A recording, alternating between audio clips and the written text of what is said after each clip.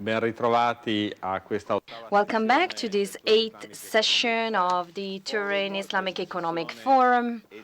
This session is devoted to funding of public structures and to the National Recovery and Resilience Plan.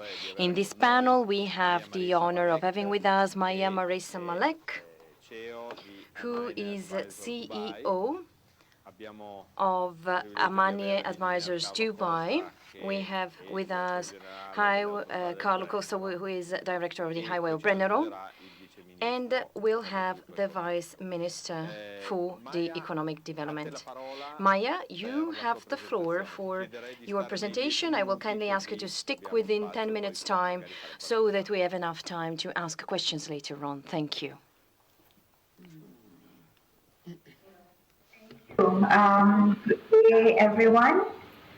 Let me just share my screen.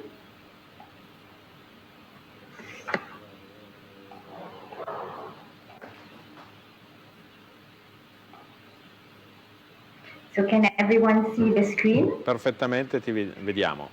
Yes, we can see perfectly. Thank you. Okay.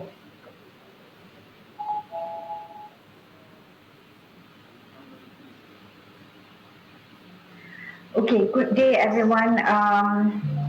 Thank you to the organizers, respected guests. Thank you to TIEF for organizing, as well as the City of Torino, the University of Torino, respected moderator and fellow panelists.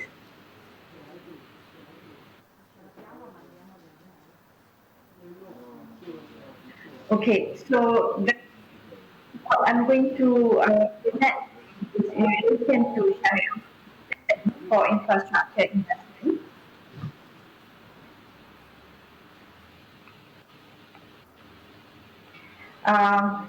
My name is Maya Marisa Malek. I'm the CEO of Amani Advisors, based in the global office in Dubai. So at Amani Advisors, we cover the full spectrum of Islamic finance. And we have with us our Sharia Supervisory Board anchoring all the Sharia opinions and Sharia endorsements that we issue.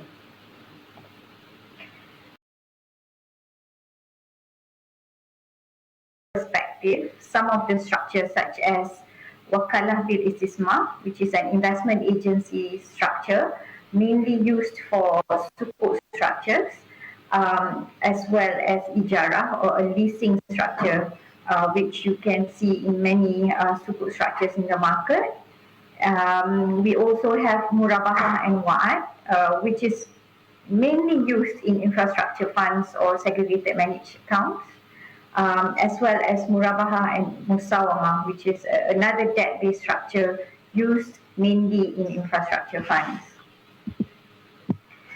So going a bit about infrastructure assets. So basically, infrastructure assets are very, these are good assets. They are very much Sharia compliant. It has developmental function or developmental role as well. The only thing is, if you look at the market right now, there are not that many infrastructure investment opportunities for Islamic investors. So there are various reasons for this. One of it being, usually for infrastructure assets, some of the strategies or some of the investment strategies used mainly including the high conventional leverage. So high conventional leverage provides certain restrictions for Islamic investors to come in. So although we have infrastructure asset as a Sharia compliant asset, but because certain strategy that may be employed in the investments of such infrastructure asset can be utilizing conventional instruments, so this provides a bit of restriction for Islamic investors to come in. Having said that, over the past few years, I would say, there are more and more increasing appetite for Islamic investors in infrastructure assets. And also there are more and more Sharia solutions being developed and being structured to allow the investors to actually come and invest in this asset class. So one of the structure that we can see in the market and mainly used in the Islamic capital market is wakalah bil istismar, or an investment agency structure. So under this structure, so this is the high level structure. So under this structure, the agent or the investor will appoint an agent to actually utilize the money, the proceeds from the sukuk issuance to invest in infrastructure assets or infrastructure building activities. And upon the appointment of this agent or the investment agent, the investor will then deploy funds, and the manager will use these funds to invest in various, construction of ports, building of highways, and so on and so forth. And returns from these investments are given back to the investor, and the investment agent will keep or will be entitled to some of the proceeds from the investment as management fee. So this is a high level, wakalah structure that we see are used in sukuks and a bit in fund structure. So the next structure. La struttura successiva è quella chiamata ijara. In questa struttura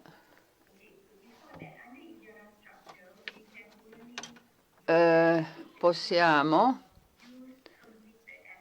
soltanto identificare l'acquisto di asset che vengono venduti. And on behalf of the sukuk holders, so the sukuk holders will be beneficial owners of these assets, and the government or the municipality will then enter into a lease contract with the sukuk holders and pay periodical rental payments.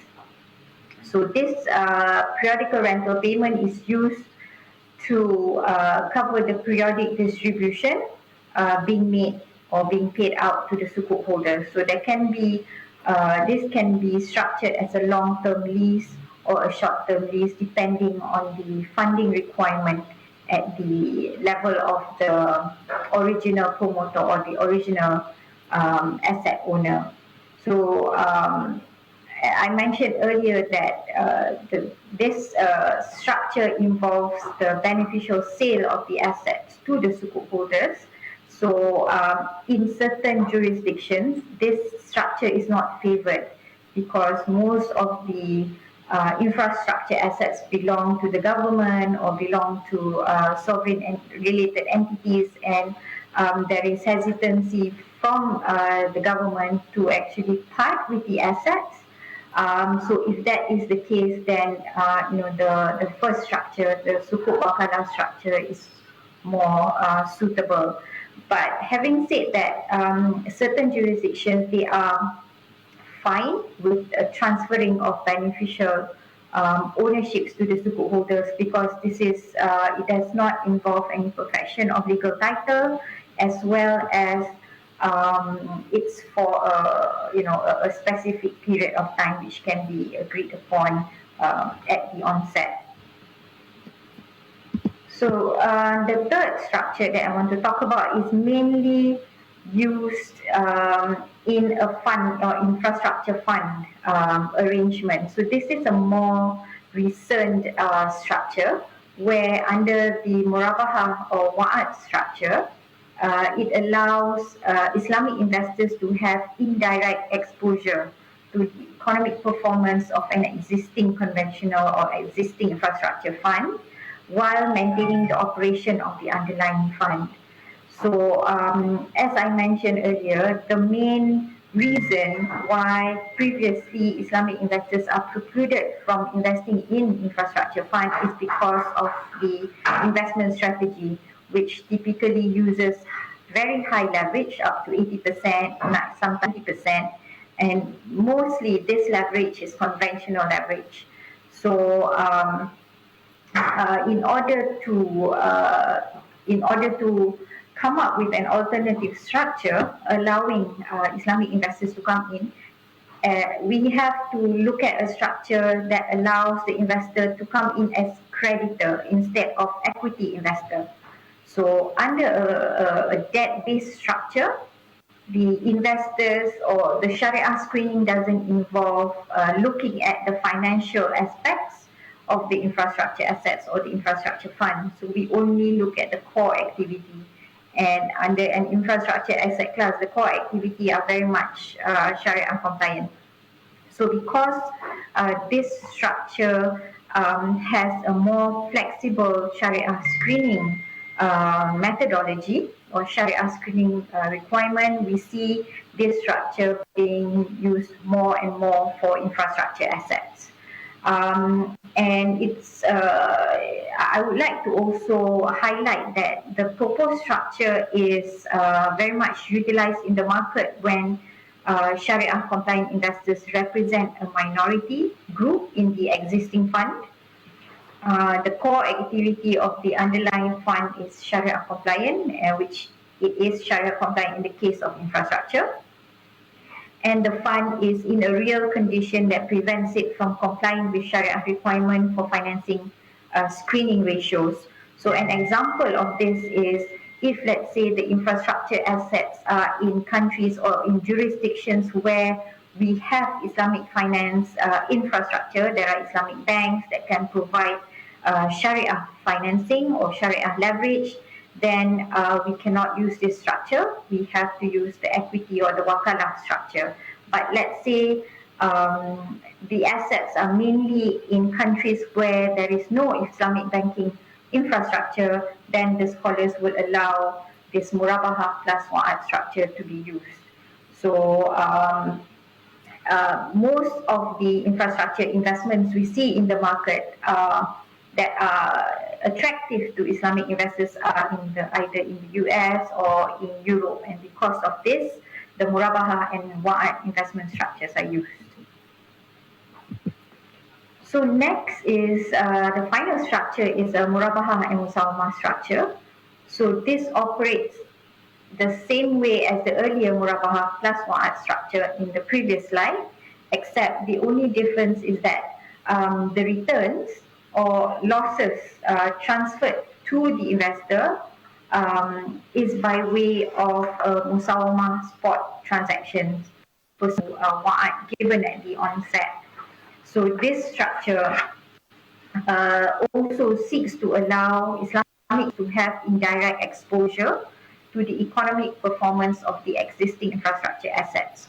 So what happens under both the murabaha and wa'ad structure as well as the murabaha and musawamah structure, both being debt-based structure, is that the Islamic investors come in as creditors, and the return to be paid to these creditors will be adjusted based on the actual performance of the underlying infrastructure assets, up or down. So there will be a mechanism being put in place to actually adjust the returns of the investment assets.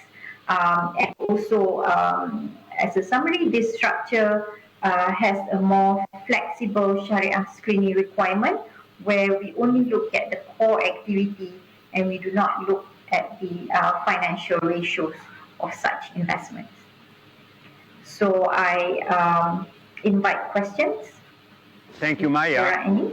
Thank you, Maya. Thank you for sharing with us your thoughtful presentation. Thank you, Maya, and thank you for sharing. A major $1 billion investment program in infrastructures, and hopefully we'll be able to use some of structures that you share with us.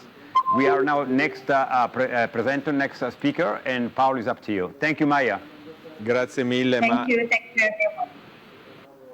Grazie mille Maya. A questo punto abbiamo... Thank you, Maya. We have now the Vice Minister for the Economic Development present, Mr. Gilberto Picchetto. I'm giving him the floor. Of course, I would like to thank Paolo Biancone for the invitation, and I do apologize for my delay. I was scheduled to open the session this morning.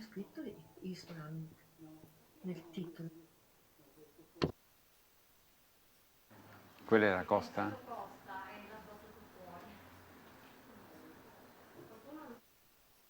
Sorry, we're having some technical issue. Allora, tra brevissimo avremo... In a few minutes, the Vice Minister will be coming back, and the infrastructure subject matter is very important. Currently, because the new text of law, let's say, will define future possibilities for the country, Italy, so that resources might be best used and may be amplified through operations which gather the different type of Sharia-compliant investments for infrastructures, for infrastructural assets. So be able to put together these investments with the National Recovery and Resilience Plan. One core element in all the National Recovery and Resilience Plan logics is connected to the investment impact. Both from the social and environmental point of view, as well as economic point of view. So what is important is for different operators to be very concrete, let's say, and with an eye to the benefit of the investments for the future generation. Something else is extremely important. This investment plan is becoming one of the huge world finance opportunities because it is dealing with huge amounts. So there are opportunities for the Islamic finance as well. So the floor goes to the Vice Minister again. Sorry. So we are during the technological era. We still have some issues. Anyway, thank you very much. I would like to thank Paolo Biancone for your invitation. And I am honored it's an honor for me to be part of these sessions because I have looked very quickly at the information that was given by yesterday with respect to the requirement of the Islamic finance, also with the reference to the Sharia solutions and the requirements and the allocation of the investment. And as far as today's schedule is concerned, we also may refer to our Ministry of Economic Development. There is an alignment. We are talking about technology, relaunching tourism and sports. I'm referring to Qatar as a program for the future soccer championships, and then Dubai Expo, which is taking place, and many members of Italian governments will be present around about mid-November. I will be going mid-November to Dubai to actually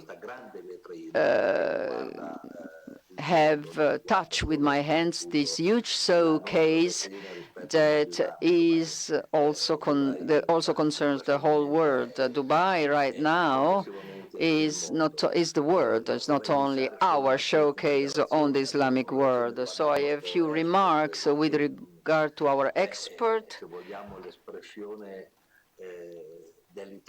And we are talking about Italy, our quality, made in Italy, our industrial and craftsmanship top products. And after 2020 and the stop due to the pandemics, right now there is big rebounds. The indicators of the GDP have gone beyond our April documents, and we actually have an increase by 40% over April, and the projections are even more optimistic as far as the end of the year is concerned. And we must, of course, discuss about what can be regarded as actual growth, but this will be identified only on the long term or medium term. So our country is growing again, particularly with and we have a constant growth also as far as Islamic world is concerned. Saudi Arabia, for example, will have a strong growth of import from our country, and we are talking about chemistry, metals, infrastructures, and building.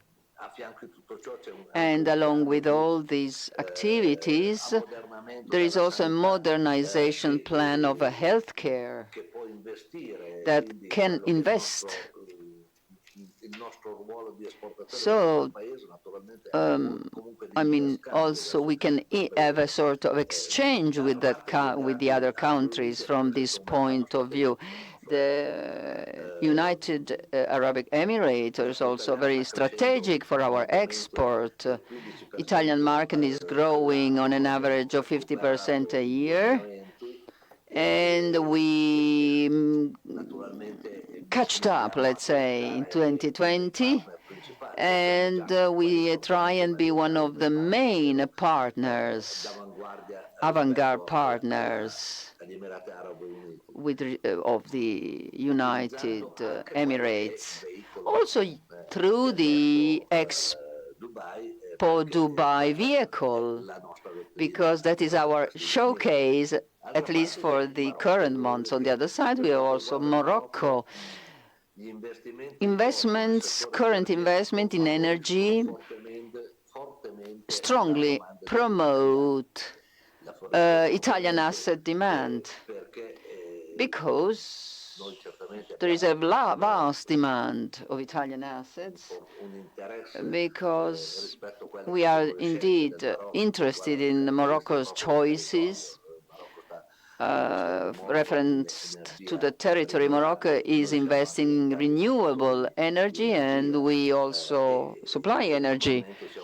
And there is a strong connection with Morocco as well, also thanks to the large presence in Italy of Morocco citizens. And the role of Italy in all this? Italy ranks first or second, I don't know, in Europe for pharmaceutical production, and these are important markets for Italy. And we are one of the European countries which is most organically, which has the largest organic agricultural production. And we are mainly interested also in sustainability, in qualified consumption. And the Emirates also are interested in this. Of course, it comes without saying we must talk also of fashion, because it's also a characteristic of our Made in Italy. And large markets, but also steelworks and machinery equipment for food production, shoe production. We have huge spaces, room for wood, timber, agricultural food, agri-food sector. So all these production sectors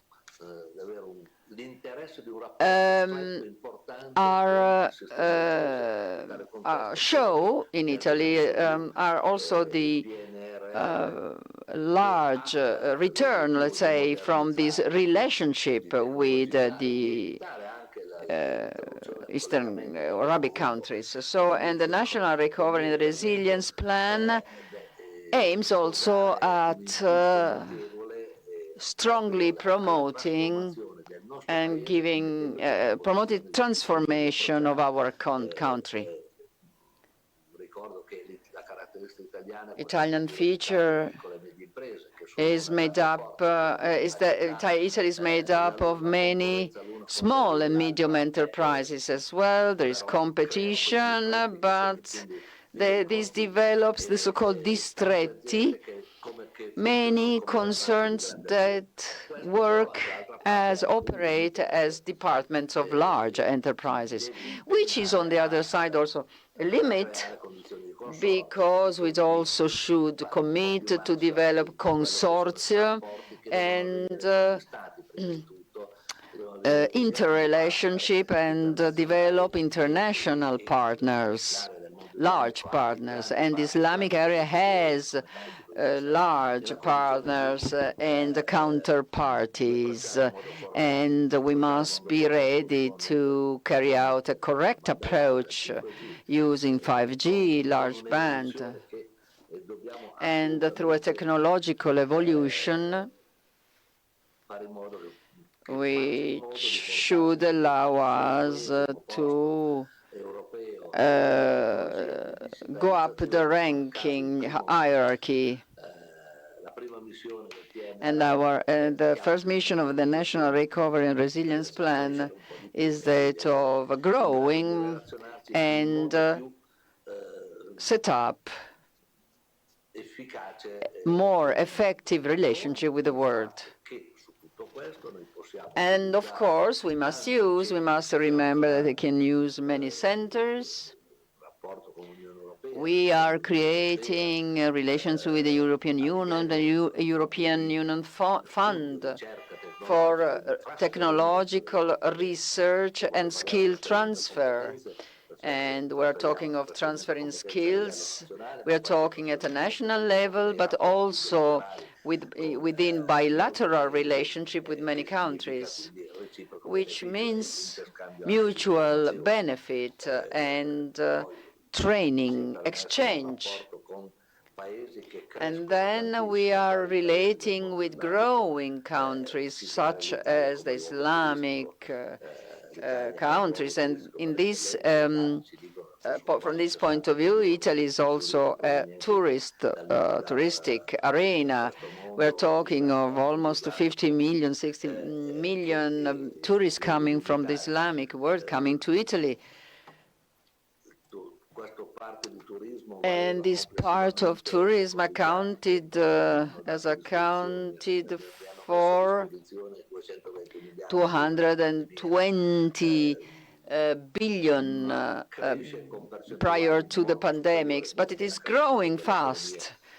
Rates are higher than the economy growth, let's say. So this is a challenge that we should face, to be proactive, to be able to create relationship best using our geographical position as well. This long boot-formed territory with central in the Mediterranean area, which bridges the Judaic and Christian world of the European Union and the Islamic world, let's say this bridging territory must be at the service of the mutual interest of the peoples, the northern people, Italy and Europe, and the south and southeastern people, that is to say, the whole of the Islamic world, with whom Italy has always had a different relationship, better relationship, which has, in my opinion, in our opinion, to be intensified and strengthened, also in the interest of peace in the world of the Mediterranean area. And I would like to thank now everybody for the invitation and keep up the good job. And after seeing or reading the book by Professor Biancone, I also reserve the rights to also evaluate and check the acts of this interesting and important venue. Thank you very much, Vice Minister Mr. Pichetto. It's very important also to have on board the institutions in order to bring forth this project that sees us present over the territory of Turin and Piedmont since 2014. So we're now going to give the floor to Mr. Carlo Costo, Engineer, Director of Highway for Brenner, and I'm going to ask him to stick within 10 minutes' time. He's going to tell us about the best practice and an excellency in infrastructure. So you have the floor, Mr. Costa. Good morning, everyone. Good morning. Just a couple of minutes to share the presentation.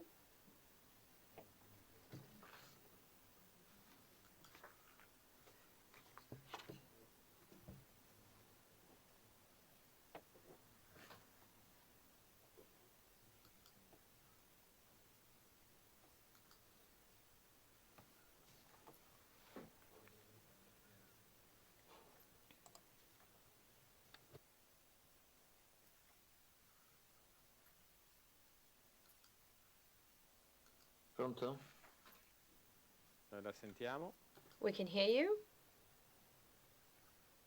Scusate, devo condividere.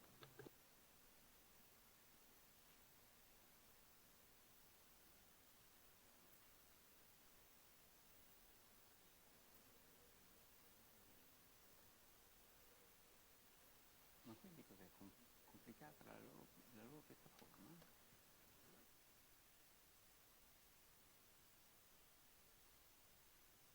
Appunto la presentazione dell'ingegner Costa.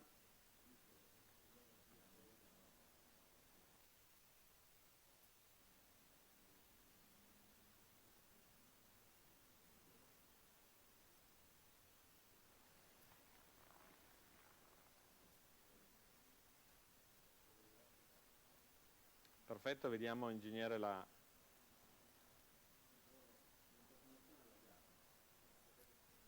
presentazione.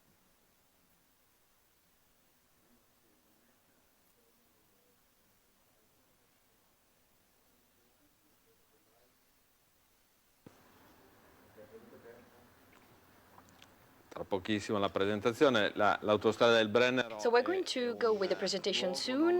The Brenner motorway is a non-area because, as we know, infrastructures are often places that we cross, basically. They are not destinations, they are ways to move from one place to another. And the interpretation of this non-place, non-destination for the Brenner Highway motorway is something peculiar. We're waiting for the connection with Mr. Costa.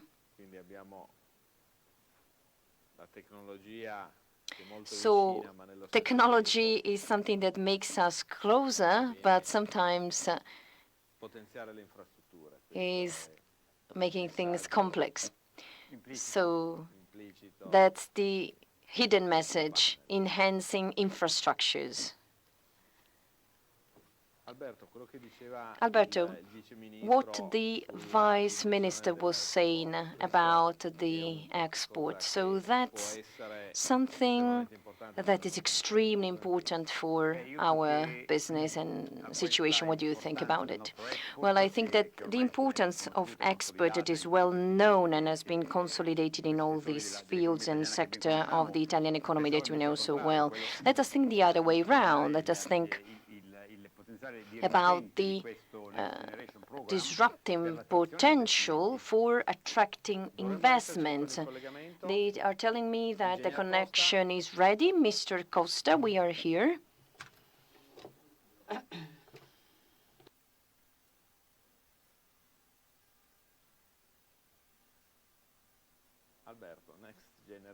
Alberto, Next Generation Europe. Yes, because this European project that is not only Italian, that involves hundreds of thousands of millions of euros, and it's been distributed over a limited time frame, and it represents one of the biggest opportunities for investment at the international level.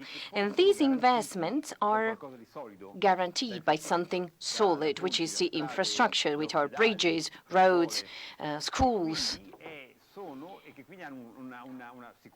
And they basically represent the safety of the investment, not high yield, but constant, so constant revenues over time. And this is really a typical case study for Islamic finance, because they want investments useful for society that are solid. Okay, here we are. We can hear Mr. Costa. Please, you have the floor. Yes, we can see also the slides. Thanks a lot. Okay, I would like to start then.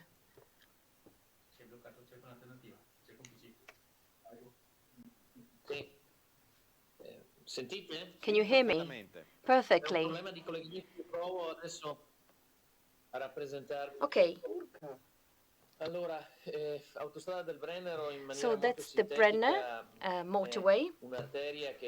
That's a highway connecting the Brenner Valley with the Po Valley, so from the area of Modena Campogalliano. And it's extended for 314 kilometers, and it's got peculiar importance as to the connection of mobility, passage of goods and passengers in the Middle European area and the Mediterranean area. It contains 24 motorway stations, 6 safety centers. So you see there are several galleries and bridges for a development of about 13 kilometers, over 144 bridges for over 30 kilometers. And very important figures to attract the attention of the territory. We have over 84 kilometers of anti-noise barriers. You see that the overall value is that over 2.4 million heavy vehicles have crossed the Brenner. And that makes about 30% of heavy loads and 70% for light vehicles, with an average of 44,000 vehicles. So to have an impact COVID of traffic, you see the trend for 2020 and 2021. But the sign of a recovery is visible, despite still having a negative delta compared to 2021, but you see a huge increase of 2021 compared to 2020. Our mission, being an 80% state-funded company, so with the public entities, we have always had a focus centered on the territory, on innovation and research. And therefore, lots of investments, lots of maintenance as to the motorway benchmark, Italian highway or Autostrade Italiane. And you see, given the importance of this artery, the mission is to guarantee viability that is eco-sustainable, so an ecological transition that has started already a long time ago with innovations concerning hydrogen and the innovation of mobility. and the digitalization of mobility itself. And these have been elements that led us to have a plan. So the idea is to have a zero-emission mobility. And that is also related to the peculiarities of geographical peculiarities of the territory, because the Brenner along the Adige and Isarco valleys, we are within the Alpine valleys in areas that are extremely compressed in terms of mobility. And therefore, this type of attention is evident. So you see, this is one of the projects that for 15 years now has characterized and polarized the attention, in particular the ecological part of Autobrenner. So that's the first photovoltaic barrier conceived for a motorway for the protection of the residential areas. It's larger than 1 kilometer. And so for 15 years, we have been producing over 700,000 kilowatt per hour of electricity, and that's the equivalent of the needs of a community. To provide you with an easy example, over 550 households, urban households, that are served by this kind of energy. So the sustainability mobility plan for A22 provides the enhancement of the infrastructure for electric vehicles, and we are continuing in the view of promotion of mobility in order to provide free electricity for the vehicle supplied.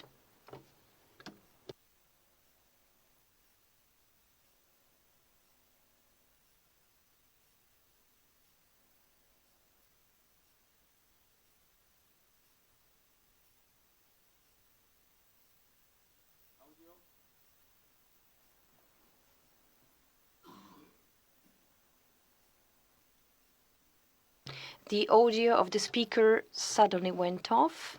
We're waiting for the connection to be resumed.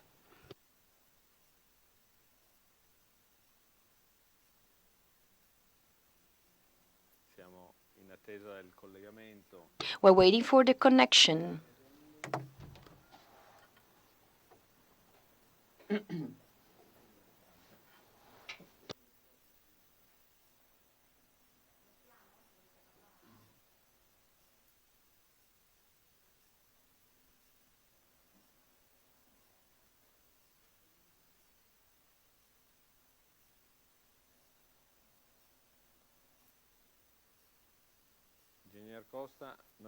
Mr. Costa, we can see the slide, but we cannot hear you.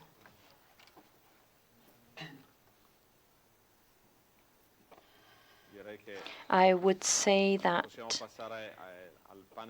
we can move on to the next panel. So the presentation of Motorway A22 will be made available on the website. So we will see you in a few minutes' time with the next panel.